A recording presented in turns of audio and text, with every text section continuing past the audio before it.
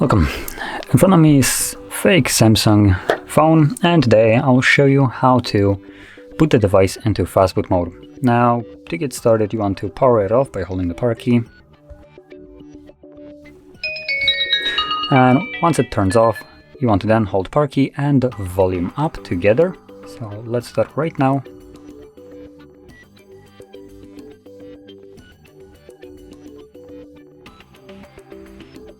This will take you to the boot mode, as you can see right over here. So to navigate through this mode, you will need to use volume up, and you want to select the middle option, Fastboot mode.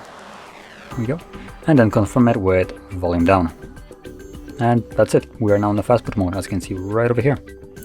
So that is how you boot it into it. And to leave this mode, see, I think we only need to hold the power key till the screen turns off.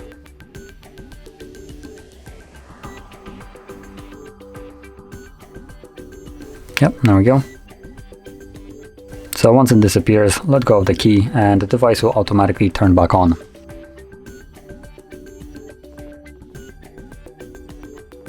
And there we go, we are now back in Android.